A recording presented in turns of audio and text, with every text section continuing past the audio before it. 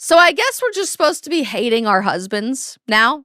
And not just hating our husbands, being viscerally repulsed when they are sick and they need us to take care of them, learning to effing despise our husbands, according to TikTokers, when they breathe, apparently, in our house, and just give up on our marriages altogether through quiet quitting of our husbands and later on normalizing midlife divorce, which will make you so happy if you are a woman. I, for one, am sick and tired of seeing this on the internet and in the mainstream media. Our husbands should never be our enemy. They should be our best friend. And I've got a lot to say about it today on The Isabel Brown Show.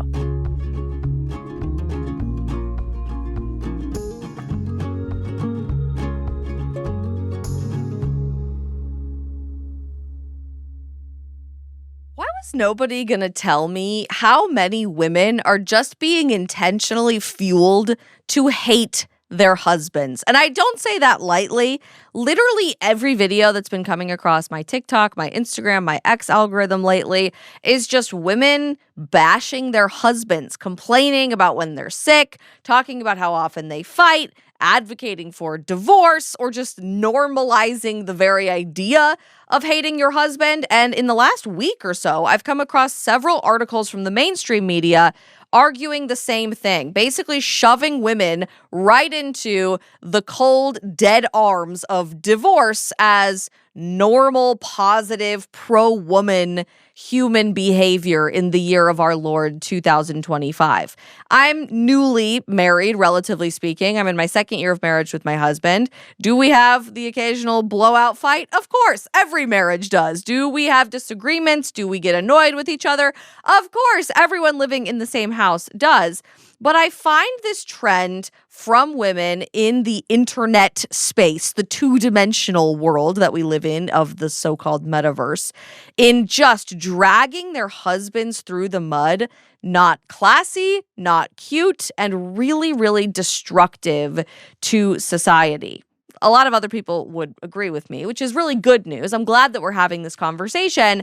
But as the internet pushes you to normalize hating your husband, I am begging you, please, can we leave the husband hating and the husband bashing behind in 2025? We're darn close to 2026. So maybe that should be one of our New Year's resolutions.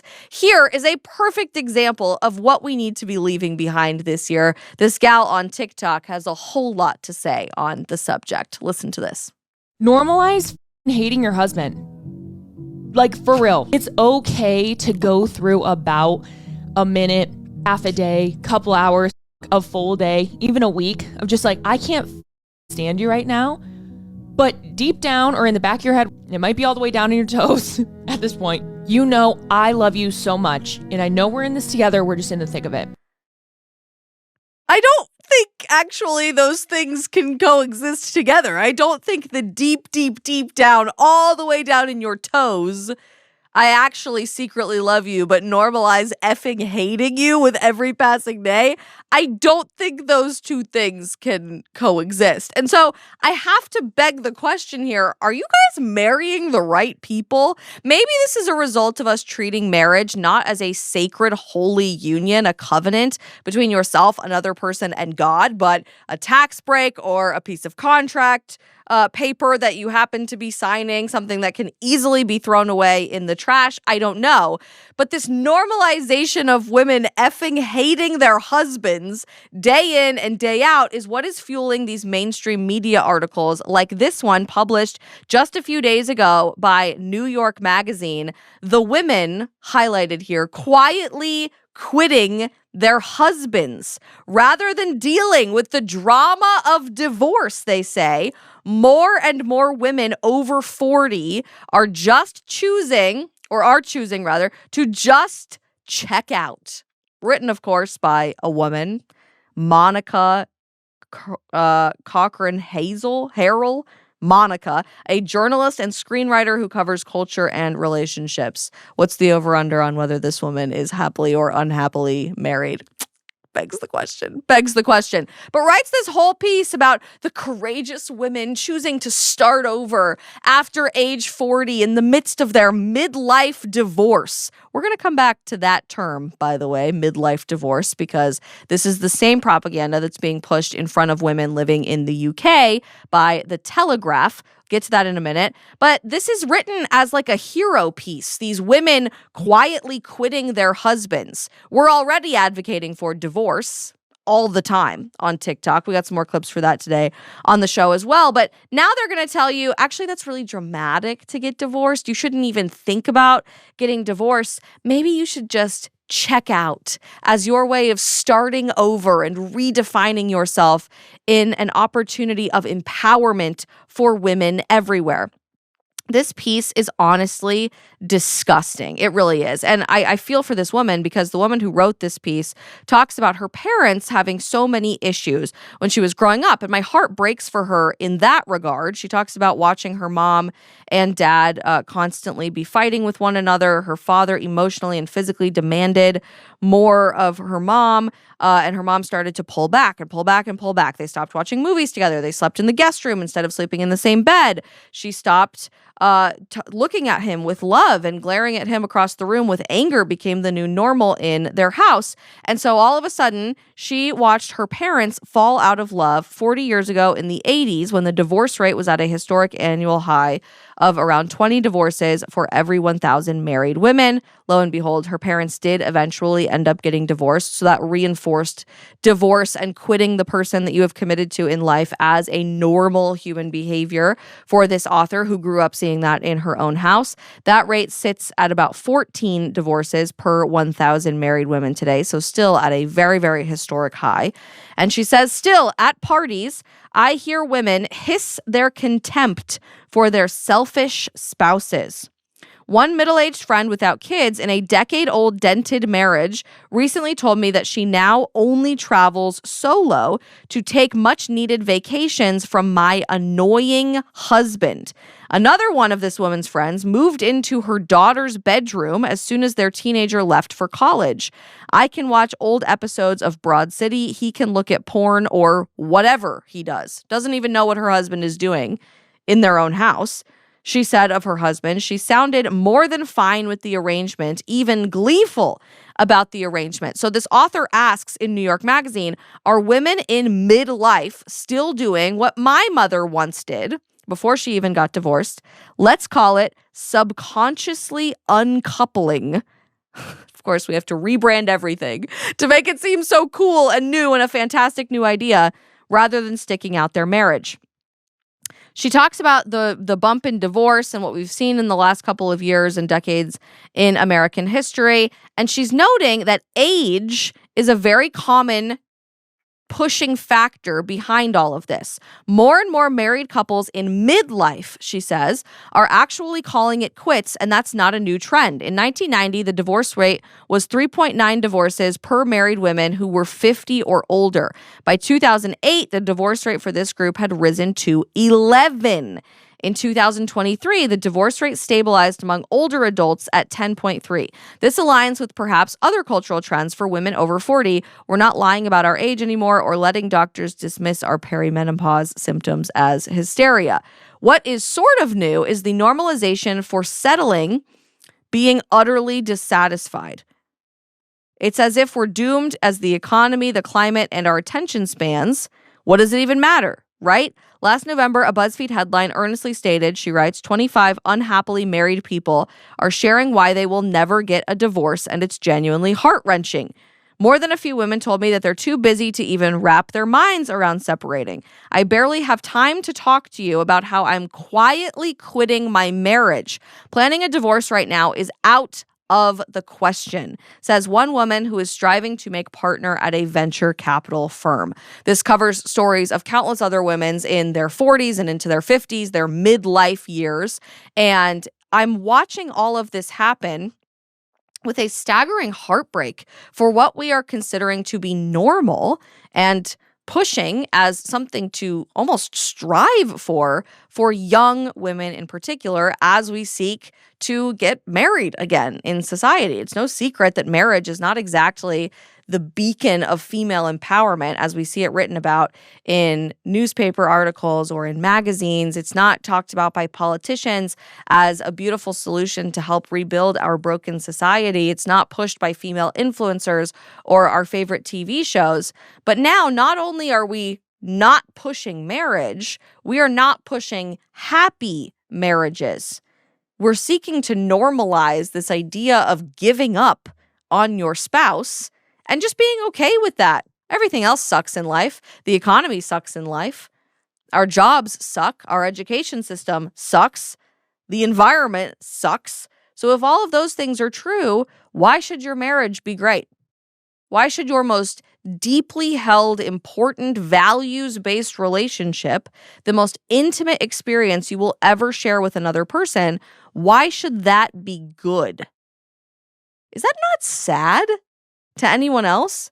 The rampant selfishness of these women that I'm seeing on the internet is disgusting, and we need to learn how to prioritize the other people in our lives. And as a part of that process, it's something that's been hitting me really hard after becoming a mom. I'm realizing that my health cannot just be about me anymore. Me being healthy is about me showing up for my daughter and my husband, being present for all of my daughter's milestones, and having the energy to keep up with her for decades to come. That is a totally different kind of motivation and has made me take my health so much more seriously in the last couple of months. But here's the problem. Our healthcare system is built entirely to be reactive. You wait until something is wrong and then you try to fix it. So when you want to take a proactive approach, it can be really hard to know where to even start. That is exactly why I have been partnering with our friends at Jevity. They make proactive health so much easier than ever. Jevity offers different membership tiers so that you can choose what fits your needs. You get comprehensive at-home blood draws that test over 100 different health markers, way beyond what your standard checkup would ever cover.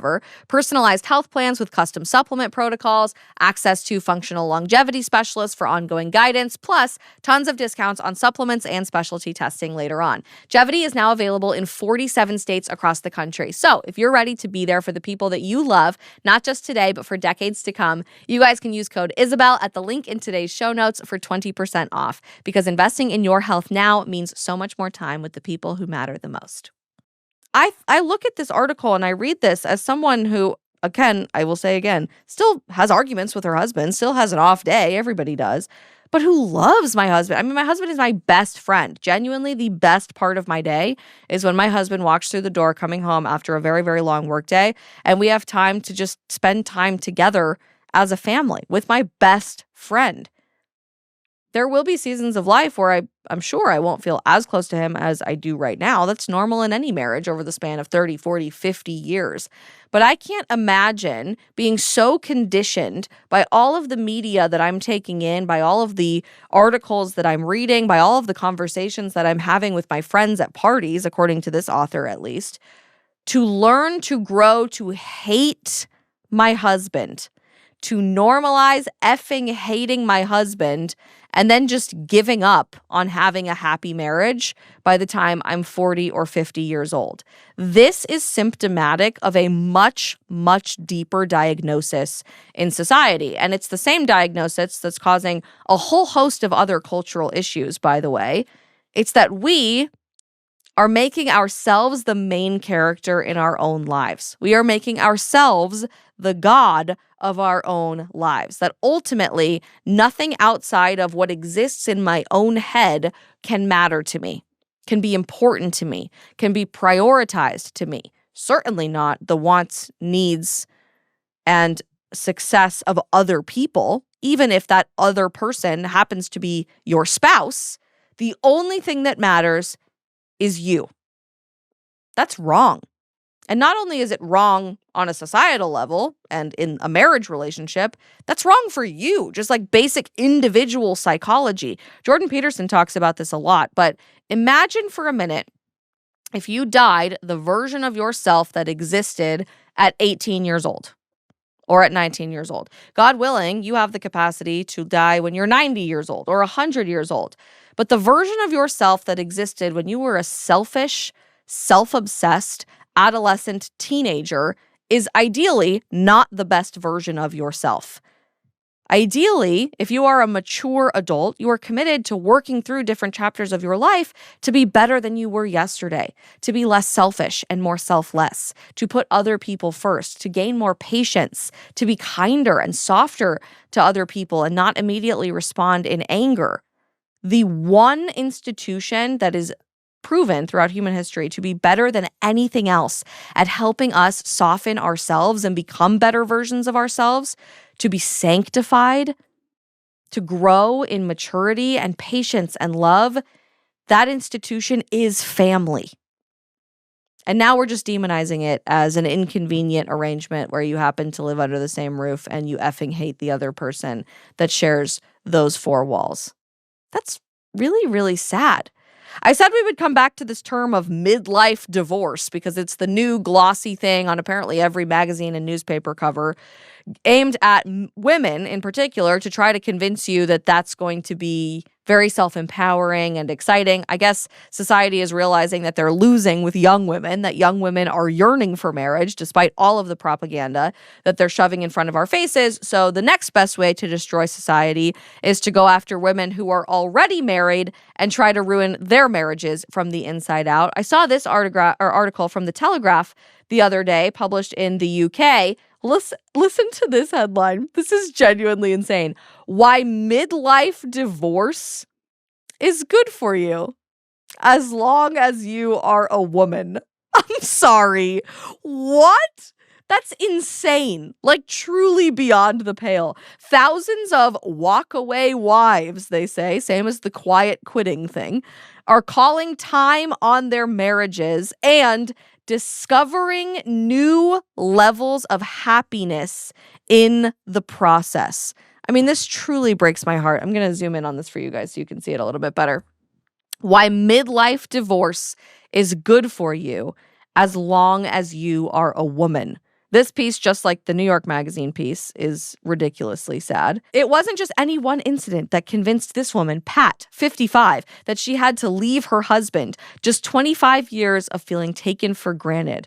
Our marriage was okay while he was working. We both had our separate lives and he was a workaholic and he traveled a lot, but then he retired and he was under my feet. He was pretty lost, I suppose, but he just undermined me constantly. Every day he'd say or do something which hurt, forgetting something important to me, not noticing something I had done for him, being negative. Each thing in isolation wasn't that bad, but it built up. I can remember looking at him one day across the breakfast table and thinking, I just can't do this anymore. Given that she is only in her 50s, she thought I might live for another 40 years. There has to be more to life than this. So I told him that I had had enough.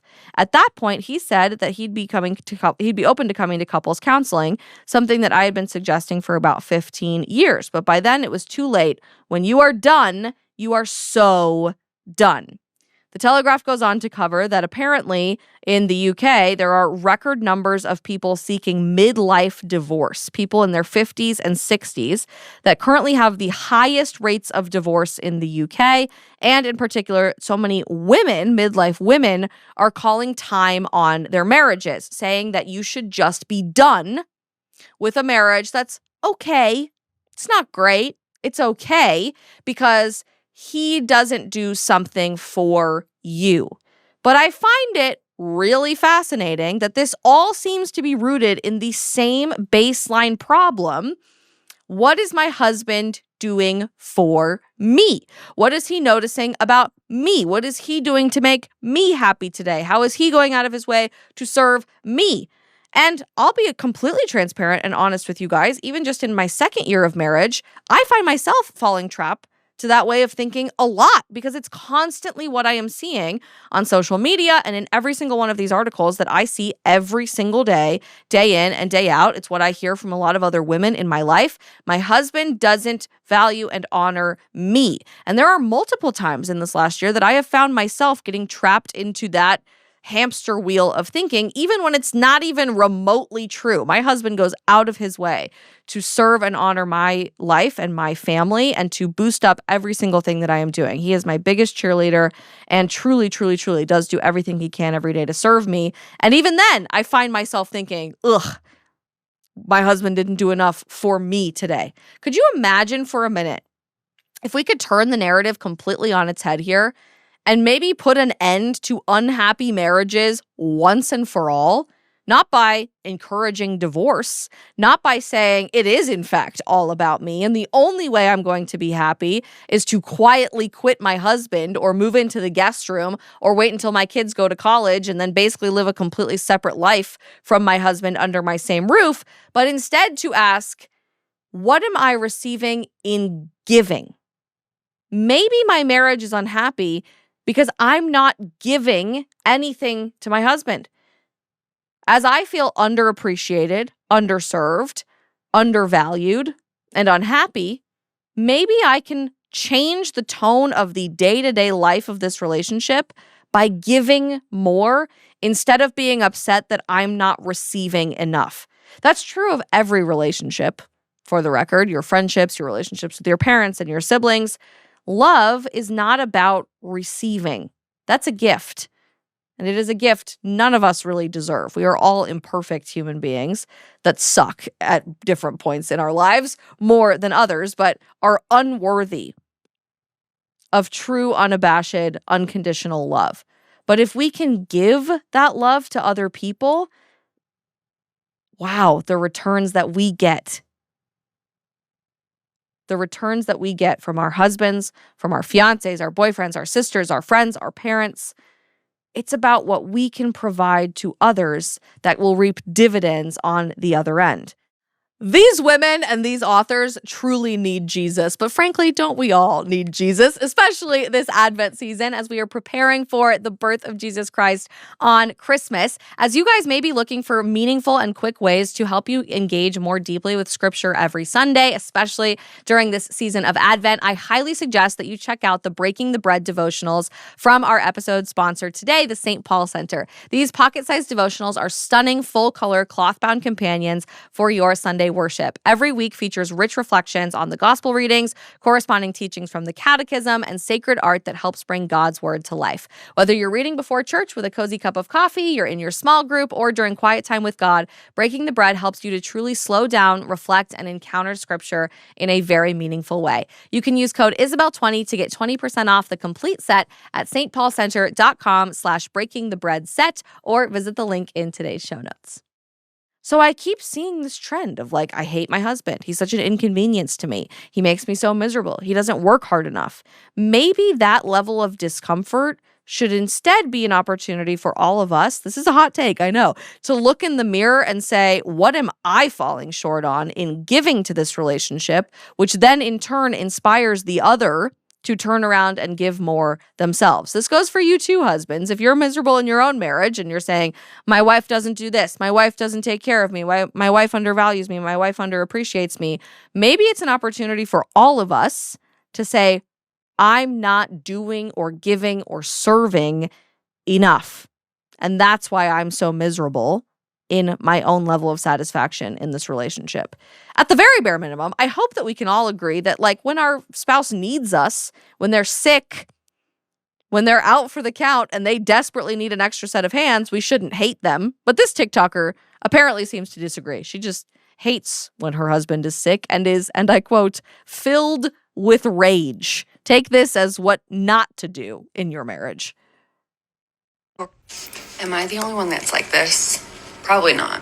But when my husband is sick, he's been puking all night. Even if he has a cold, for some reason, the rage inside me is such a fiery rage. And I know there's nothing he can do about it to control it. But it just makes me so angry. It's so ridiculous that it makes me so angry. So he's been puking all night. So I slept on the couch because he like moans and groans. He's like noisy when he's sick. Can we be annoyed when they do the man flu thing? Yes, women. And frankly, we should. The man flu thing is very annoying. And men, if you think about it for 5 seconds, you know that you are guilty. You are a culprit of this, that when you have a cold, you can kind of push through. But to be filled with an unbearable rage when your husband is up puking all night? Why? This is the end result to being conditioned to hate your husband. Maybe let's have some compassion for our spouse when they are uncontrollably throwing up all night and have a horrible stomach bug, and do what we can to help the person that we promised to care for in sickness and in health. But again, service to the person that we love, which is the single greatest way that we can love them, to show that their priorities, their needs, their wants, their desires are ranked higher on our to-do list than what we want to do every day. That is not painted in a glorious light by society, especially in a culture that is making us treat ourselves as the god of our own lives, as the main character of our day-to-day experiences. Regularly, I see trends like this go viral every 6 to 9 months. And this one just came back around again in November. I saw this about a year ago, and now everybody's remaking them again, trying to paint married life as this miserable, horrible experience. But the things that they're highlighting here are really not all that miserable at all. Watch this.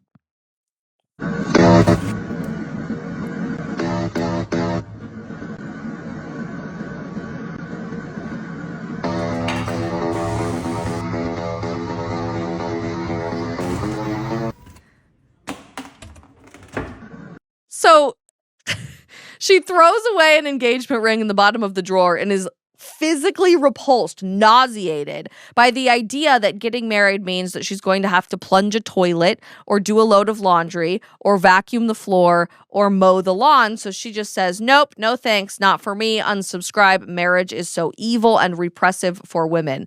A million questions here. A, are you not doing those things on your own time? Ladies, are we not vacuuming our houses or doing laundry or packing up moving boxes when we move or plunging toilets when we're single? Because if not, I'm genuinely worried for your well-being, and I don't want to know what the inside dynamics of your day-to-day life are. I hope that you are taking better care of yourself as a grown woman. But what an honor and a privilege, B, to do that for your husband. Am I right? To do that for your children, for the people that you love.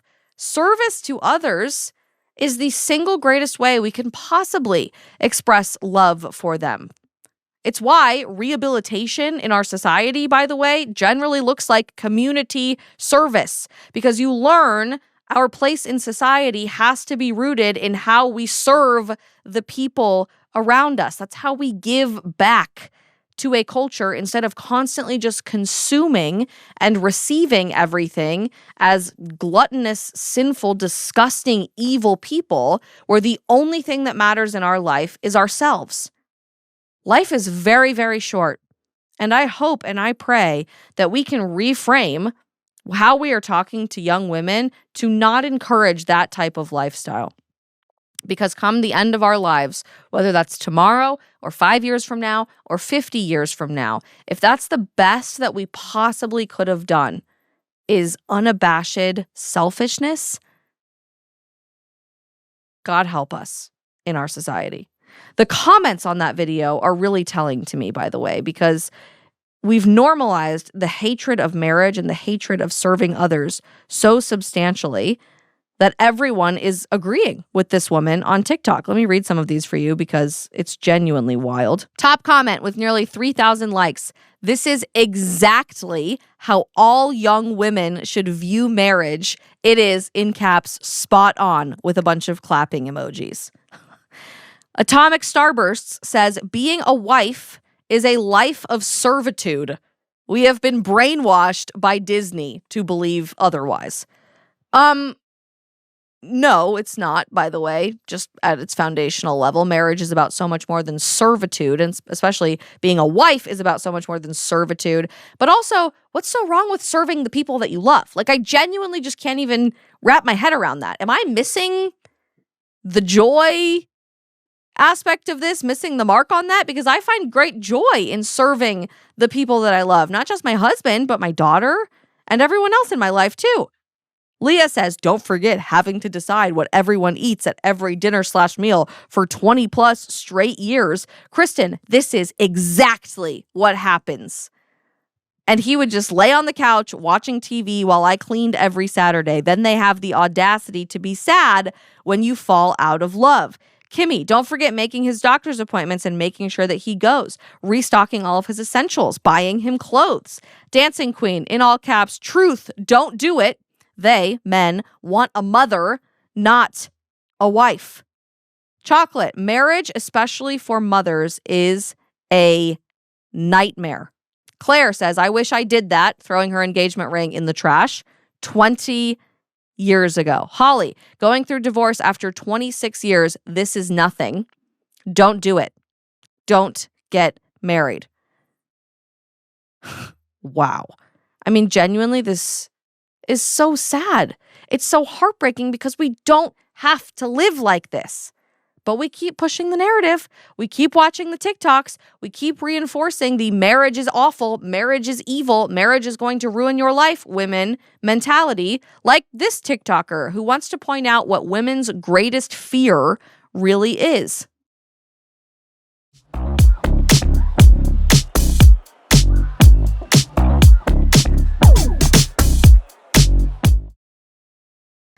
Wow. I'm going to pull this up and read it again for you guys, and maybe we can pull it up on our screen and pause it for you so that you can reread it again because it's a really good one.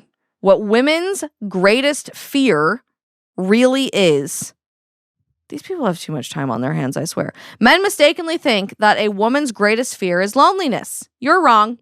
The greatest fear for any woman is getting married, having children, becoming a domestic servant, living a boring and miserable life with a worthless husband, and then realizing I've wasted all of my time with you. As you dance in your kitchen, what really appears to be a parent's kitchen based on the decorations there from the 90s, 90s cabinets, and backsplash in a crop top and booty shorts. So,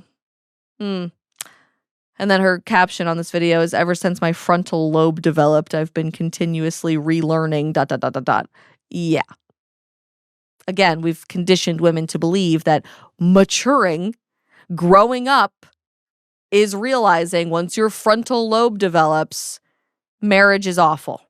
It's a waste of time. Men are evil. You become a domestic servant, and it's something to be avoided at all costs. I have no idea where these women are learning all of these ideas beyond just TikTok. I'm sure a whole lot of it is coming from the heart of our college campuses and the gender studies departments that constantly tell you that all men are evil. We all know that college is broken. We have activist professors, seminars that feel like struggle sessions. It's $80,000 plus a year to hear Hamas chants on the quad while being told that America and all men are evil in your classes. So the question is, what is the alternative? There is a new university in Texas that is doing exactly the opposite of most mainstream academia, and it's called the University of Austin, or UATX. Here's what really sets UATX apart and why students are turning down the University of Chicago and transferring from Ivy Leagues like Columbia to attend their school. At UATX, students are in small seminars that are taught by amazing professors. They read the great books of Western civilization to learn from them, not to tear down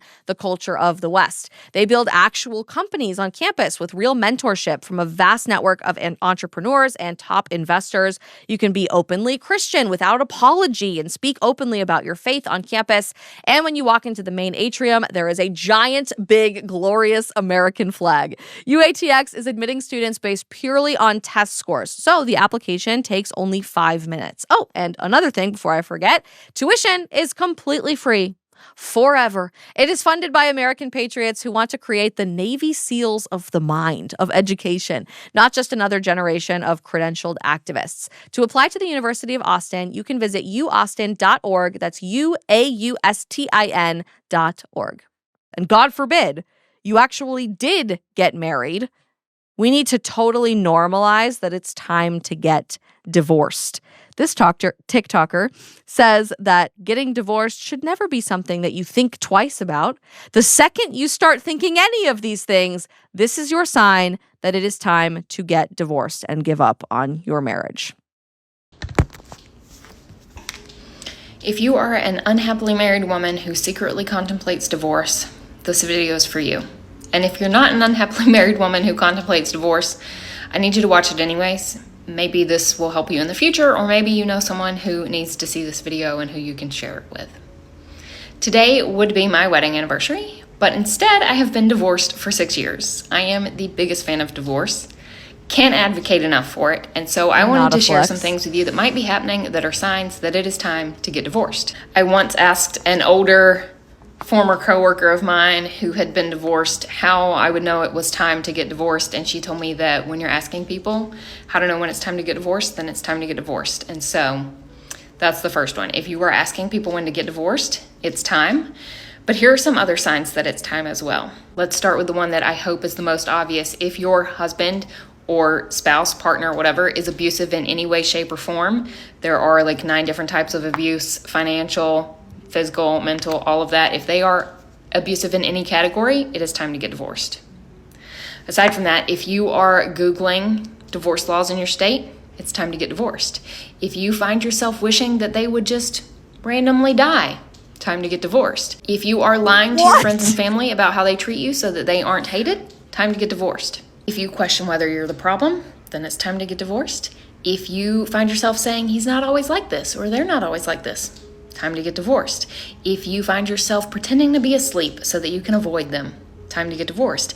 If you have any signs of PTSD or anxiety, wondering when they come back, if you're hearing footsteps and you wonder if it's them, if you are, hearing a car drive by and you're wondering if it's them, time to get divorced. If you just know that your life will be exponentially easier and lighter and more enjoyable without them, then it's time to get divorced.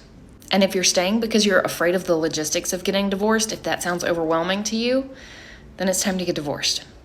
If you have stopped dreaming and you're saddened by the idea that your life may forever be the way that it is right now and things may never change, then it's time to get divorced. Now, if you've made it this far, thank you for watching. And if you're divorced, go ahead and drop some others in the comments to help a girl out.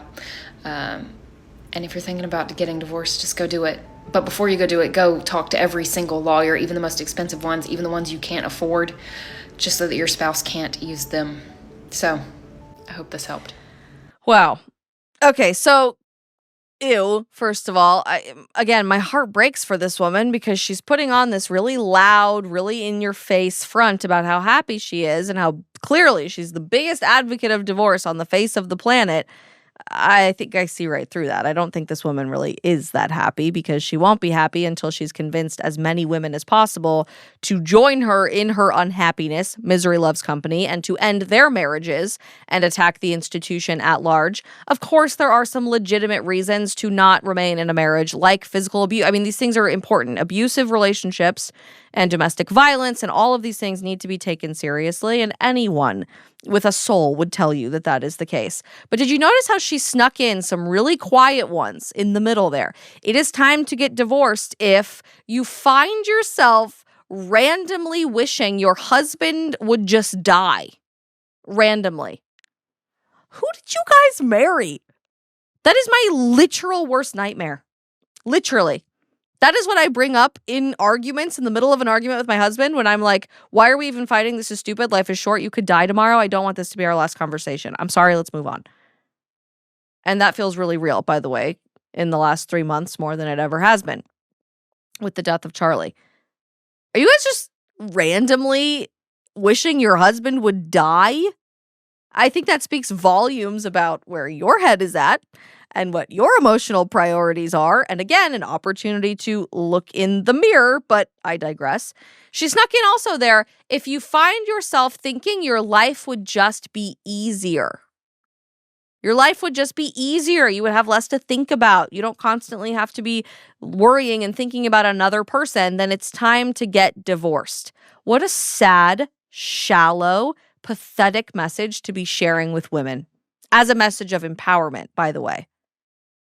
Do we really not have the capacity to grow and mature and flourish as human beings by welcoming challenges into our life? Challenges like, how do I get beyond my own needs, wants, desires in the next 5 minutes to put the needs, wants, desires of another person above my own in an act of selflessness in my marriage?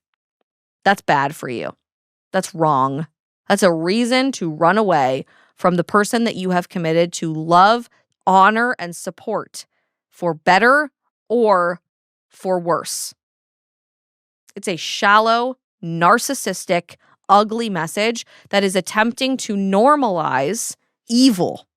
And I don't say that lightly, evil behavior in our culture. Because the truth is, as hard as it is for us to say, because everyone we know has been divorced, everyone we know has a divorced family in their lives. People's parents are divorced, their siblings are divorced, their friends are divorced, maybe they are divorced.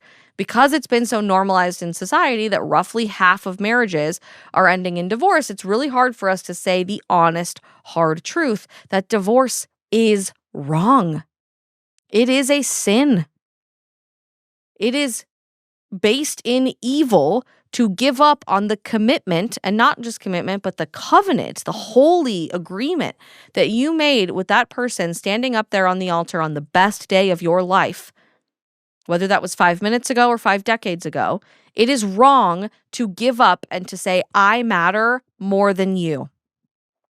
It's why it's something that's never been accepted generally in society up until very, very recently in human history. And I think it speaks volumes that the minute we have started normalizing this, we are now letting all of this spill over into countless other areas of American culture that insist the only way to be fulfilled as a woman, the only way to be happy as a woman, the only way to be healthy as a woman is if you shove everyone out of your life and the only thing that matters is you.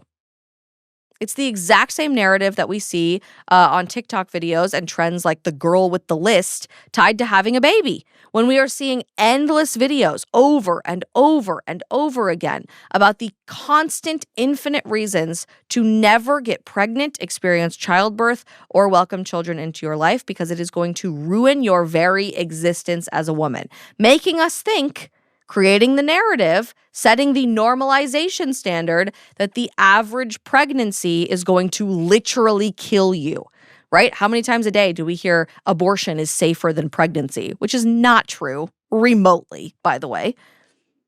Don't ever go through childbirth because you will literally die. Pregnancy is going to destroy your health. And it certainly is going to destroy your mental health to have children, your relational health to have children, and all of your hopes, wants, and dreams. When in reality, the average pregnancy isn't terrible. The average pregnancy is beautiful. It's just the craziest people with the loudest microphones screaming their misery into the void, while the good people who had their good experiences remain silent. That now creates this cultural narrative scaring you out of the good, the true, and the beautiful in our society. And just like the average pregnancy isn't terrible, the average marriage isn't miserable.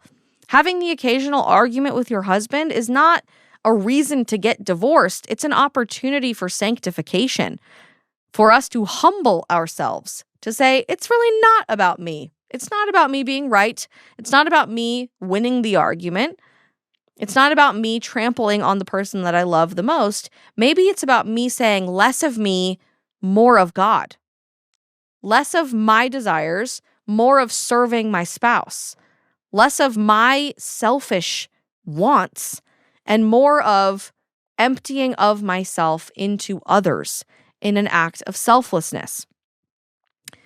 I just find it profoundly sad that our culture is so hell-bent on the irony of telling you that your greatest purpose and meaning and fulfillment is going to come from complete narcissism. And a lot of that is led by the pro-divorce crowd voices here that are constantly shoving this in your face. You were not intended to exist on an island. You were not intended to exist alone. We have to grow and challenge ourselves and change, and we're worthy of experiencing love and intimacy and growth, things that we could never accomplish unless we experience the sanctifying process of true relationship building over decades and decades of our lives, whether that's with our parents, our siblings, our friends, and most importantly, our marriages and our children in adult life. I'm not ever going to lie to you and say that every single minute of being married is sunshine and rainbows and like running around in a My Little Pony episode. It's not. Sometimes there are really challenging aspects of marriage, but that alone is what makes it worthy and beautiful and fulfilling. because it's an opportunity for each of us to ditch the evil, selfish parts of our lives and instead embrace who we have the capacity to be. To run away from sin and to embrace sanctification, to learn how to be holy together, to hold hands and walk towards heaven together, and ultimately share that experience and that example with our children for the next generation too. I don't know who y'all are marrying, and maybe that's an indictment on our lack of discernment as a society in marrying the wrong people, which is a different conversation we should have for a different day. But at the end of every day, even when you've had an argument, even when you're exhausted, even when the dishes are piled up in the sink and you didn't get to go on a date night this week and you're feeling overwhelmed with work and with your kids and you haven't slept in 3 months because of your baby, at the end of the day, my biggest prayer for all of us is that we can fall in love with being in love again. That it's okay to normalize that your husband is your best friend and the love of your life and the one person you constantly want around because they are the best thing that ever happened to you. I love my husband. Brock, if you're watching this, I love you. And I hope that what we can do with our family and what we can do in American culture moving forward is to normalize praising your husband, normalize not bashing your husband, especially all over the internet, and normalize the American family. Again, that's not evil. That's not regressive. That is the most progressive, pro-woman, joyful narrative we can possibly share with this next generation. Question is, am I off the mark here? Did I totally miss this? Are we supposed to be hating our husbands? Am I just this naive 1950s housewife? I promise I'm not. I'm regularly attacked on the internet for not being trad enough, believe it or not. But what do you guys think about this bashing your husband thing? Are you seeing this all over your feeds? And what's the solution? What can we do about it? Drop your thoughts in the comments of today's episode. So excited for a very fun Friday edition of the show with you tomorrow, but I got to jet off to the White House Christmas party this afternoon. So we're going to leave it at that. Don't forget to subscribe to the channel and leave us a 5-star review on whatever podcast platform you listen to the show every day on as we continue to grow and help change the narrative to speak the truth to this next generation tomorrow and every day thereafter. We'll see you on the next episode.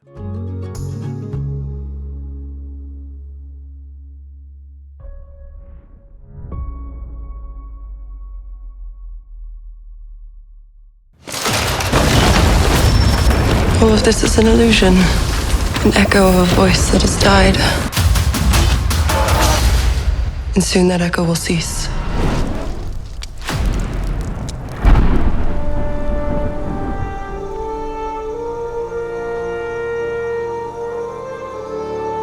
They say that Merlin is mad. They say he was a king in Dyfed, the son of a princess of lost Atlantis. They say the future and the past are known to him, that the fire and the wind tell him their secrets, that the magic of the hill folk and druids come forth at his easy command. They say he slew hundreds, do you hear? That the world burned and trembled at his wrath. The Merlin died long before you and I were born. Merlin Emrys has returned to the land of the living. Vortigern is gone. Rome is gone. The Saxon is here. Saxon Hengist has assembled the greatest war host ever seen in the Island of the Mighty. And before the summer is through, he means to take the throne. And he will have it. If we are too busy squabbling amongst ourselves to take up arms against him, here is your hope. A king will arise to hold all Britain in his hand. A high king who will be the wonder of the world. You to a future of peace. There'll be no peace in these lands till we are all dust. Men of the Island of the Mighty, you stand together. You stand as Britons. You stand as one. Great darkness is falling upon this land. These brothers are our only hope to stand against it. Not our only hope. They say Merlin slew 70 men with his own hands. And Cathay, he slew 500. No man is capable of such a thing. The mortal man.